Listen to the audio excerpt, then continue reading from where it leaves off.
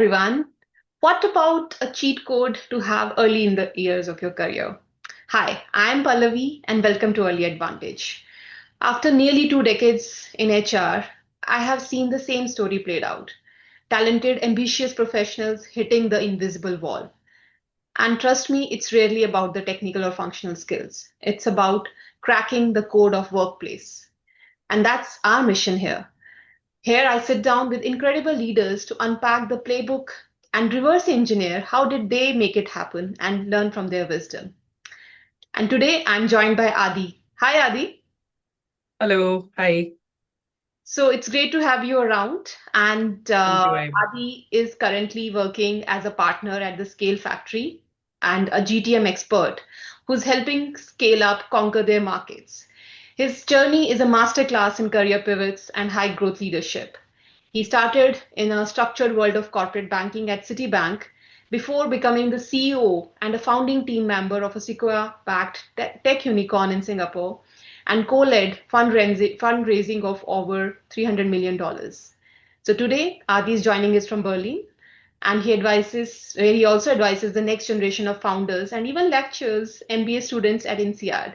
Adi, thank you for joining us. Thank you very much for having me here. Very excited about our chat today. Same here.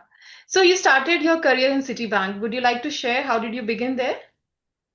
Yes, so I started as a graduate management associate with Citibank, which was a structured program of the bank back then. I got recruited straight from college. I was studying in Mumbai, and I got recruited in the city headquarters of India in their Mumbai office as well.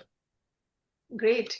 So after college, getting into a prestigious organization like Citibank, what was the most wildly incorrect assumption you had about the workplace, especially in corporate banking where you worked? Oh yeah, there were many. I think the one that comes to mind first is, of course, the fact that, when you're fresh out of college, you think that the world is very rosy, everything works in a very brotherly fashion. You're gonna come to the corporate world, and everyone is working towards a bigger goal. And of course, some people are, but I think end of the day, when I saw that a large amount of work that is being done is for power, for prestige, for getting to the next rank, that was a big shock for me, and not something that I expected. When I came from college thinking everything would be very similar, like how things work back in university. Yeah. So you mentioned about that everyone is thinking about the next level. So I'm going to refer to something which people don't like to talk about, but that's called politics at work. It's a necessary evil, if I can say so, but not so evil at the same time. So what did you learn about it, and how did you learn about it in the early stage of your career? Yeah, and you're right in saying that, it's there's a bad perception about the word politics, but honestly, to me, politics is simply the art of navigating through an organization in a way that you could influence decision makers, right? And you could be influencing them for your own career, you could be influencing them for your clients' best interests, and so on and so forth. And I think it's a very important skill to have, especially when you're operating in a really, really large organization. A classic example that I saw at Citibank, and I was lucky to be in a role like corporate banking, because what we essentially did was package different products that the bank had to offer. So, trade products, securities, investment banking, and present a wholesome product finally to the client. Mm-hmm. Now, there were several products across the bank that were competing, to be shown to the client, and I could see very early on that there were certain products which the corporate banking team would push more often. And the reason was not because those people were really in love with that product or something else, but because the product expert had spent a large amount of time in setting context, in building relationships, in making sure that he or she has positioned his product in a way which comes across much more effectively to the client, Right. versus say a different product which probably could have fit in more or better, but the product leader hadn't really put in that work. So you could even equate politics to some amount of context setting and hard work that you put in, making sure that what you're doing today gives you return 6 months later, right? So I think the way that entire product positioning happened in a bank with several different products was a really good first lesson in whether you call it politics or influencing decision making. Yeah, no, I think you put it very nicely when say that navigating that influential bodies and being an influential person yourself. So one of the very important influences which we have early in our career is the first manager. And if I may, if I would like you to ask, share one of the things which you didn't understand then, maybe because of lack of maturity or in hindsight, but now you think it was a brilliant lesson in your in the leadership you which would have got. Would you like to share one? Yeah, so my first manager, and again, I was lucky because my first manager happened to be the head of corporate banking for India. And while other analysts were assigned to, regions or relationship managers and so on and so forth, I happened to be in the team which reported directly to the head of corporate banking. He was a managing director for the last several years. And one of the habits he had, which annoyed everybody, was the fact that he had this. You would know in banking there is a lot of KYC that is happening all the time, right? And it's probably the most boring work that you could do in banking is chase your customers for their KYC documents. And you would often assume that some junior person would be doing this work and so on and so forth. But what he did was that every week he would have a call with the entire relationship banking team and go client by client to see where the KYC documents are pending. And I was really like, perplexed at that point of time that, this guy who's 25 years banker is wasting his time on this call every week trying to figure where the KYC documents have come in or not. But I think what I realized over time is that that was the reason that our department was the most compliant in the entire bank. We were winning laurels from senior management thereon. And again, probably a lesson in politics because he definitely stood out better than all the other department heads because our department was kind of the cleanest, right? So that is something that I realized over time that not everything that you do has to be some crazy big deal, but there are these small parts that add up to making something work as a whole, right? So I think that was a lesson that I learned from him very early in my career. Thank you for sharing because compliance is like foundational for all the organization, and especially in a banking sector, which is running on the trust of such nature. And to have that foundational learning is extremely critical. So thanks for bringing that up. Moving forward, as we know, early careers is time when we also are in the learning stage. Learning never ends, definitely, but that is the time when we don't know what is the repercussion of any action which we do as much. So, would you like to share any story, any incident which was like an epic professional mistake at the beginning of your career, like a stomach drop moment for you? I very vividly remember this, and anytime anyone asks me, I have a this is the set answer for this.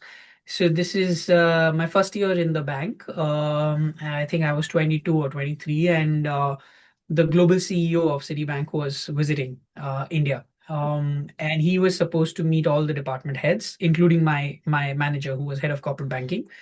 And each department head, there were 22 department heads at that time, had to present one slide each. So there were 22 slides that had to be presented to the global CEO. Mhm. And I had been given the responsibility from corporate banking to make that one slide by my manager. And again, kudos to him that he placed faith in me to build that slide. It was a very dense, data rich slide, and there were a lot of trends and graphs and so on and so forth. And after I sent it to him and he went for the board meeting, I realized I had made a massive data error in that slide. Wow. And one part of that slide was wrong, which I'm sure while he was presenting, he had realized. And when he came back, he told me, "Hey, there was an error in that slide." And I was shaking. I thought I'm gonna get fired this day, right? So and because his own reputation was on the line. But I said, "I'm really, really sorry. I made a mistake." And he said, "Yeah, that's fine. It happens." And then he left. That was the biggest, the stomach drop moment for me, but also a massive learning because since that day, I had so much faith in my manager that, it's okay. I can make mistakes and he will handle. And that gave me a lot of confidence in doing things the way I wanted to do things. Oh, that's brilliant. And that shows kindness as a manager also, which is what makes them a leader. So great story. Mm. Um, so we all have JDs, we refer to that, we refer to our goals. But what was that particular moment, if I may ask, which gave you that feeling that, okay, I belong here. I would like to spend few years before thinking about anything else. So what was that unique value you added, which made you not just a new person anymore? Yeah. Um, I think it happened over time. So 6 months into my role, I was moved into relationship banking, which was front end banking. So before that, I was doing a lot of data work, back end stuff, just first job, etc. Hmm. When I was moved to relationship banking, I was the youngest person in the team who ever moved to client facing role. So first up, I felt okay. There is something that I can do here, which people have faith in, and this was great. And then I started dealing with clients directly. Um, but that one particular deal, I mean, we were almost every day dealing with different clients, deals, credit memos. But that one particular deal, when I felt that rush and I felt okay, this is it, was when a major British telco operator was buying spectrum in India, radio spectrum, telco spectrum, and they were raising a couple of $100 million from entities across Asia, and Citibank was on the mandate as well. Okay. And we were working directly with the relationship team in London, who were their primary account managers, and then we were the account managers in India. And that deal went on for about 3 or 4 days, kind of continuous, because I remember sleeping in office for 2 nights, and then we came back early morning. And in the end, we made it happen and won the mandate against several other private banks in India. That was really the day when I felt, okay, if such a large deal and amount of money that I could have never thought of I would ever be involved in decision making around, I could manage or handle, then I've arrived. I know how to deal with these situations, complex credit structures, relationship teams abroad, local teams in India, and structure a deal finally that it could be delivered. And it was not me alone, of course, there was a team, but that is really when I felt like I belonged here.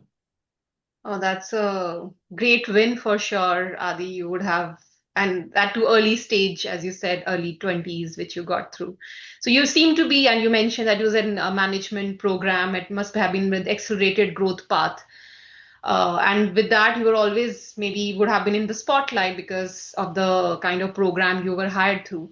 But at the same time, there would have been situations where you would have to hear a no. So, what was that no, which was kind of a blessing in disguise, maybe? If you would like to share any opportunity in your career, in your other organization as well, if you want. Yeah, no, no, there were several no's. The one no that I remember, which happened quite often, was because the banking is a job which comes with a lot of flair, right? You are meeting a lot of clients, you're always sitting on the high tables, and you're discussing multi-million dollar deals. But the other side of my job was building credit memos. So before you could lend to anybody, you could extend any facility, you have to get the credit approved from the risk team. And we would hear no from our risk team very often, that this is not going to fly, like we can't extend credit to this client. And that to me was a very humbling experience early on, where I didn't really have this idea of maker checker and so on and so forth. And I realized very early on that if you are doing something at this scale, you have a maker, you have a checker, and the checker's responsibility is to find out flaws in anything that you are proposing. So there were these several instances where I would go, I was super confident, prepared this large credit memo, and go to our country head and say, we need to extend this guy $10 million in credit. And it would be a completely nope, this guy is not worth more than $1 million. Mm-hmm. And then you would go back and you would research again, and then you would put in more checks and balances in place, and then you will ensure that the deal goes through, but at the same time the bank's risk side is protected, and so on and so forth. So there was a lot of those no's that would happen early in the career, which would balance that whole side of flamboyant going out and pitching deals and so on and so forth. So I think that that balance was really nice. Yeah, I think it also talks about the intelligent risk taking which comes along when you get to hear about such checks and balances, as you said. But yeah, sometimes no is required, and especially in a financial kind of a sector. So Yeah. moving forward, few of the other things which we'd like to hear from you is that what was the most overrated skill everyone told you to focus on, and the underrated one which actually made the biggest difference in your career? Overrated probably because I come from a small town, very set mentality. So one of the things that we've always been told is to follow the process, follow the path, follow the structure that has been laid down. And I think it's highly overrated.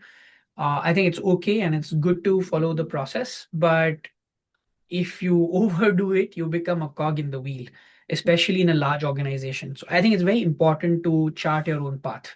Right. And so for me, like an overrated skill was keep following the same process, keep doing things the way they have been done for the last 20 years.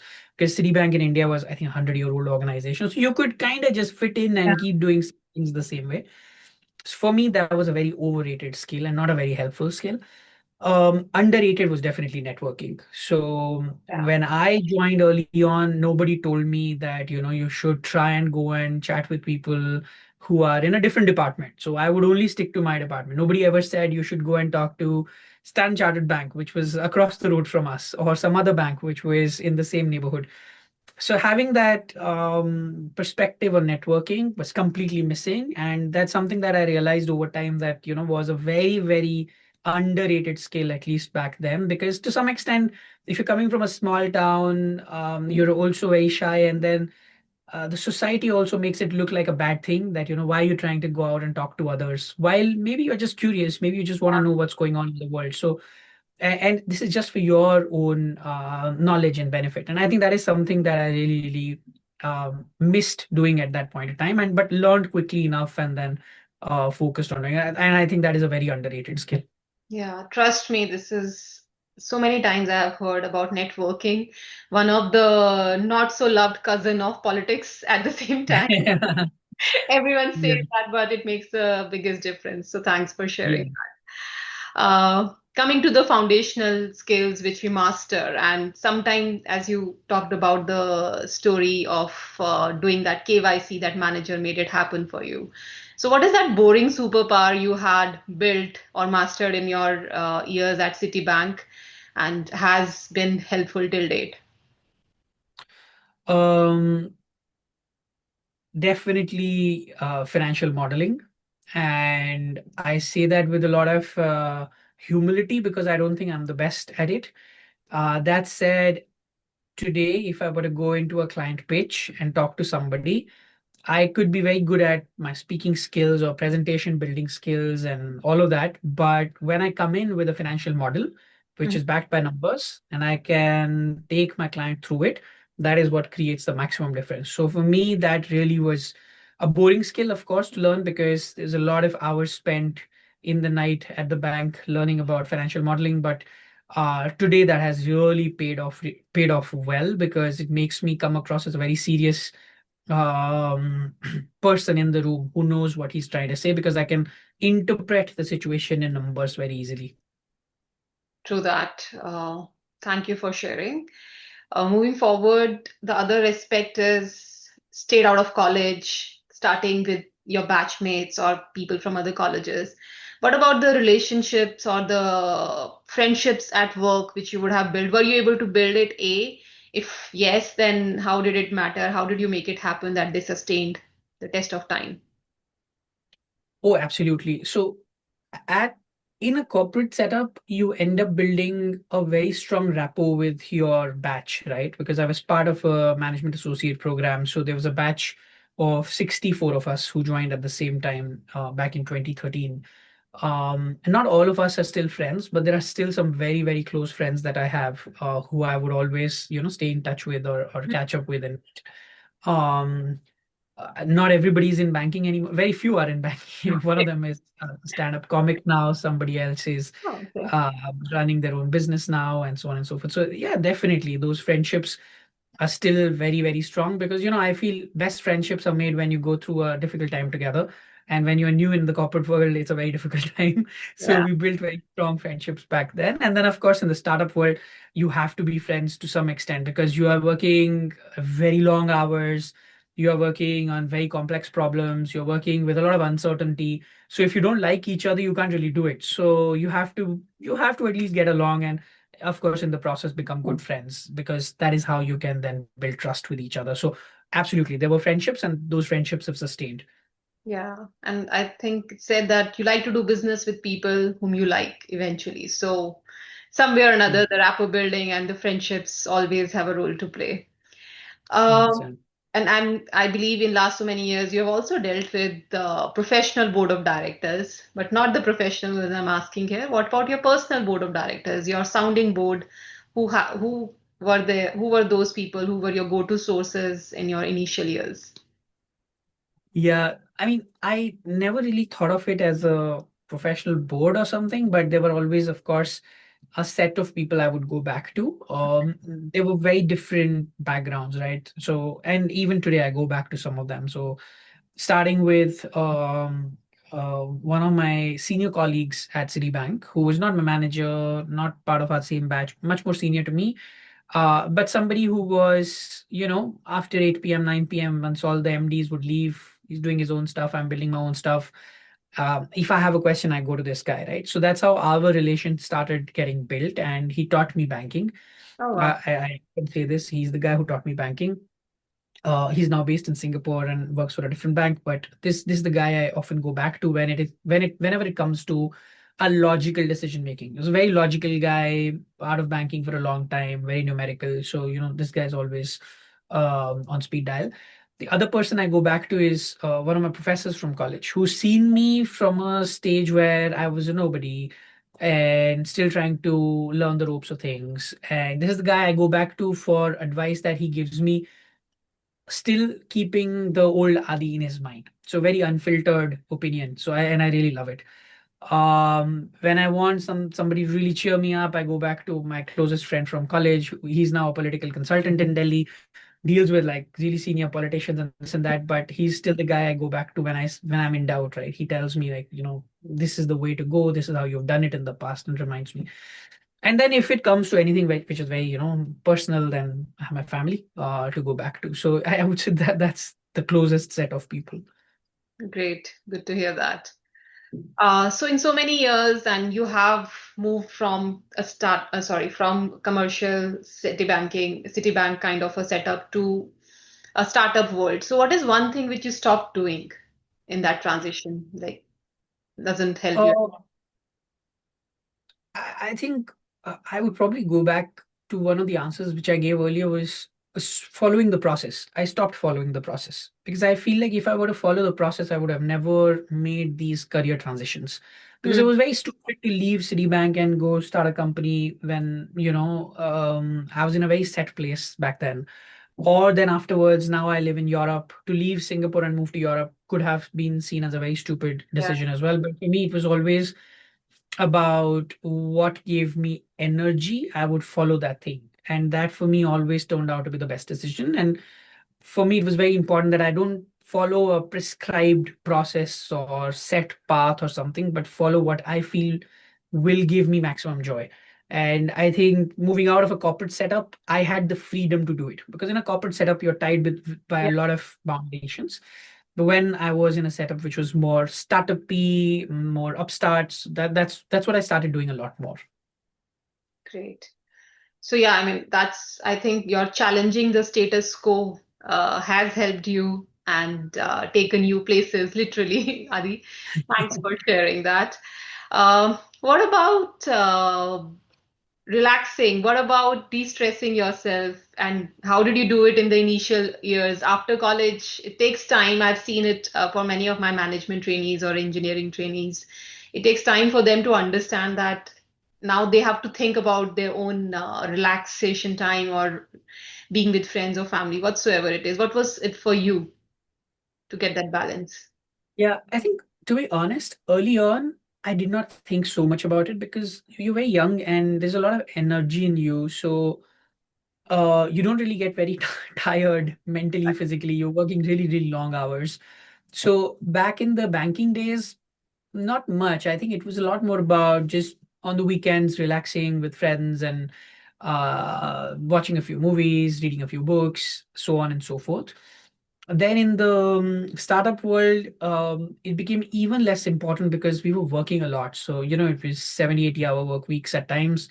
not healthy, but you never felt tired because there was a lot of energy in the equation. But now, of course, when I look back and there are times when I feel tired, the go-to is absolutely sport.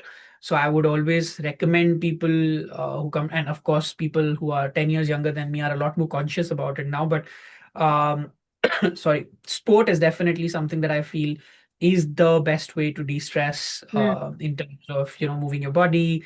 It's good for your mind. You're also feeling connected to the nature if you're doing something outdoors. So I think sport is one, and then the other thing I do often is music. So listening to music, playing music, stuff like that.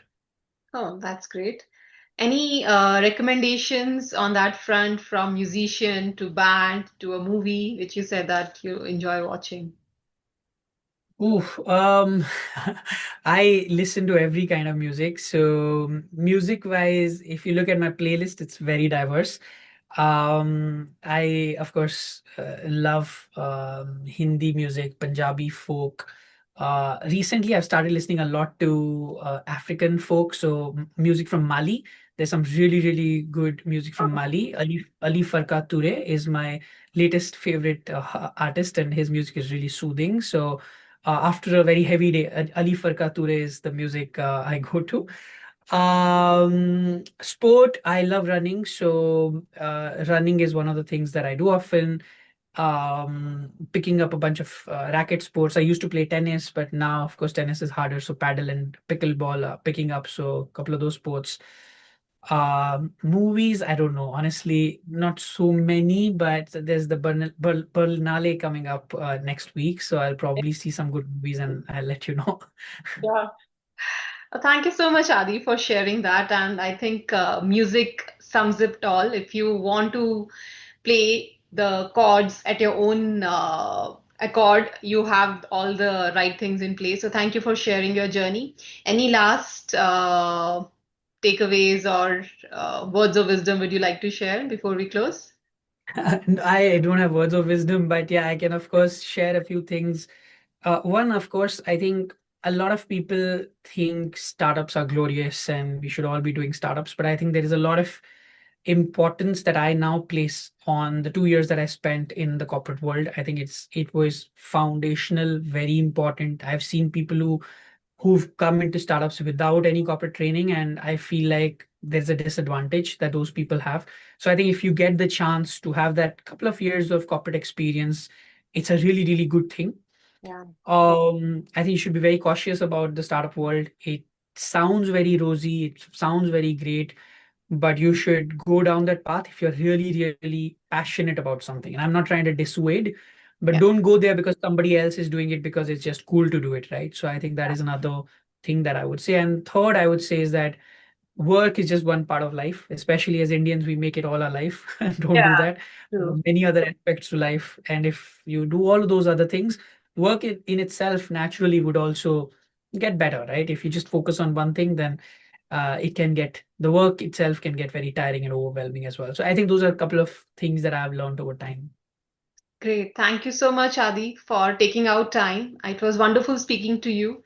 I learned a lot about your journey so far and wishing you all the best. Have a great day Yeah, ahead. good one. Bye bye. Thanks a lot. Thanks for having me. Bye bye.